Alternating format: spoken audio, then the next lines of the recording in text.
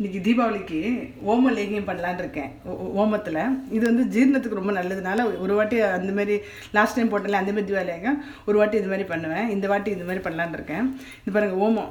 இந்த ஓமம் வந்து கலர் இப்படி வெள்ளையாக அப்படி கொஞ்சம் மாதிரி ப்ரௌனாக இருக்கும். இதை வந்து நல்லா வறுத்துக்கணும். நல்லா அடுப்பில் வந்து வெறும் வானிலையில் நல்லா கொஞ்சம் தீஞ்சிடக்கூடாது. ஆனால் இந்தமாதிரி நல்லா ப்ரௌனாக வர அளவுக்கு டிஃப்ரென்ஸ் தெரியுது பார்த்தீங்களா உங்களுக்கு. இந்த மாதிரி இது வந்து 50 கிராம் எடுத்துட்டுருக்கேன், அரை கப்பு. அதே அளவுக்கு வந்து ஜீரகம் உங்களுக்கு தெரியும். ஜீரகத்தையும் நல்லா தீயக்கூடாது, ஆனால் நல்லா கருப்பாக வறுக்கணும். இது ரெண்டும் 50 கிராம். ஒரே ஒரு டீஸ்பூன் வந்து மிளகு எடுத்துட்டுருக்கேன், மிளகையும் வறுத்துட்டுருக்கேன். இது மூணுத்தையும் நல்லா மிக்சியில் நைஸாக அரைச்சிட்டு நல்லா சளிச்சு வச்சுட்டுருவேன். இது 3 மெயின் ஐட்டம். அதுக்கப்புறம் வந்து இஞ்சி, சுக்கு வந்து ஆல்ரெடி பொடி இருக்காது, இந்த சுக்கையும் வறுத்து வச்சுருக்கேன். கொஞ்சோண்டு சுக்கு, அதுமாதிரி இஞ்சி கொஞ்சோண்டு.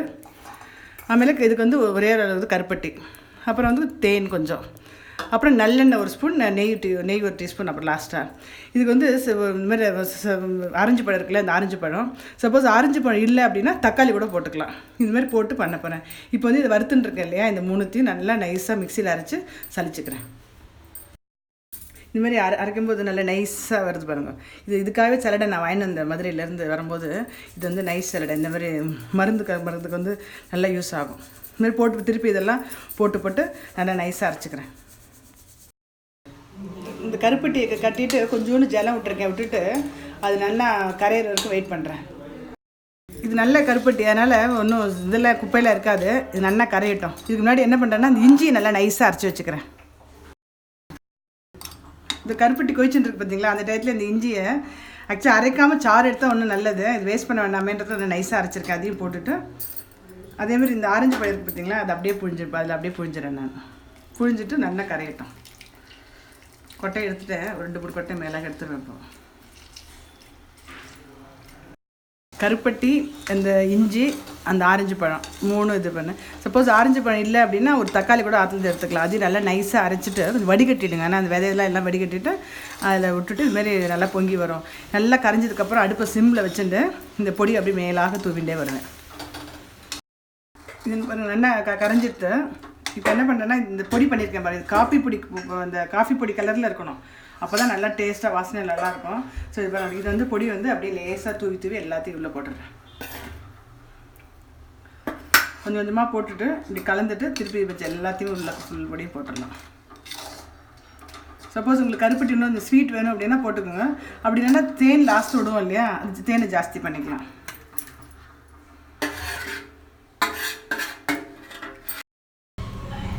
அப்புறம் நல்லா நெய் ஒரு ஸ்பூன் விட்டுக்குங்க. அதேமாதிரி நல்லெண்ணெய் ஒரு ஸ்பூனு, நெய் ஒரு ஸ்பூனு, நல்லெண்ணெய் ஒரு ஸ்பூன் போட்டு நல்லா தலைன்னு கொதிக்கட்டும். நெய் ஒரு ஸ்பூன் விட்டுருக்கேன். அதேமாதிரி இது பாருங்கள், நல்லெண்ணெய் கொஞ்சம், 2 ஒன்றா போட்டுட்டு நல்லா கொதிக்கணும். பொருள் ஆஃப் பண்ணிடுவாமா? பாருங்கள், இது கொஞ்சம் ஆறினோடனே இன்னும் கொஞ்சம் இறுகிக்கும். அதனால் போர் இந்த மாதிரி பதத்தில் எடுத்து ஆஃப் பண்ணி நல்லா கொதிச்சுட்டு ஒரு 10 மினிட்ஸ் கொதிக்க விட்டேன். இதுமாதிரி இப்போ ஆஃப் பண்ணிவிட்டு இப்போ பாருங்கள், இவ்வளோ கொஞ்சம் தேன் எடுத்து வச்சுருக்கேன். இந்த அளவுக்கு தேன். சப்போஸ் ஸ்வீட் ஜாஸ்தியாக வேணும்னா இன்னும் கொஞ்சம் தேன் எடுத்துக்கோங்க. ஆறுனதுக்கப்புறம் விடணும், சூடாக விட வேண்டாம். இப்போ ஆஃப் பண்ணிவிட்டேன். ஒரு 10 நிமிஷம் வச்சு சூடானதுக்கப்புறம் விட்டுட்டு காமிக்கிறேன். ஆஃப் பண்ணதுக்கு கொஞ்சம் கெட்டியாக இருக்குது பார்த்தீங்களா. இன்னும் கொஞ்சம் ஆக்சுவலாக இன்னும் நம்ம கெட்டியாக வேணும்னா கெட்டியாக வச்சுக்கலாம். கொஞ்சம் தான் பண்ணியிருக்கேன். அதனால் இதை சப்போஸ் 1 மாதம் 2 மாதம் கூட வச்சுக்கலாம், ஒன்றுமே ஆகாது.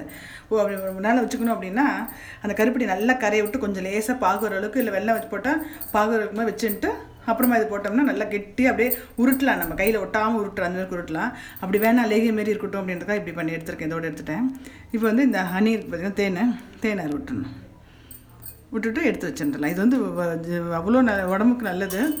நமக்கு வந்து என்ன ஸ்வீட்ஸ்லாம் நிறைய தீபாவளிக்கு ஸ்வீட்டு நெய் இதெல்லாம் போட்டு சாப்பிடுவோம் இல்லையா, அதெல்லாம் ஒன்றும் ஆகாது. இது ஒரு வாட்டி சாப்பிட்டு விட்டோம்னா.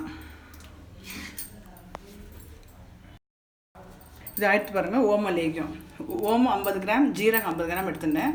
ஒரே ஒரு டீஸ்பூன் வந்து மிளகு, அப்புறம் கொஞ்சோண்டு ஒரு துண்டு வந்து சுக்கு. இது எல்லாத்தையும் நல்லா காப்பி பொடி அந்த அளவுக்கு நல்லா ப்ரௌனாக, நல்லா தீயாமல் ப்ரௌனாக நல்லா வறுத்துட்டு நல்லா அரைச்சிட்டு சளிச்சுட்டேன். அப்புறம் ஒரு கட்டி கருப்பட்டி இல்லை வெல்லம், அதில் வந்து கொஞ்சோண்டு இஞ்சி, அப்புறம் தக்காளி பழம் இல்லைன்னா ஆரஞ்சு பழம், அது நல்லா அரைச்சி விட்டுட்டு இந்த பொடியை நல்லா தூவிட்டு அதுக்கப்புறம் 2 ஸ்பூன் நெய், 2 ஸ்பூன் நல்லெண்ணெய் விட்டு நல்லா கெட்டியாக கிண்டிட்டு அதுக்கப்புறம் இறக்கும் போது ஆறுனதுக்கப்புறம் தேன் விட்டுருக்கேன். ஓம லேகியம் தீபாவளிக்கு.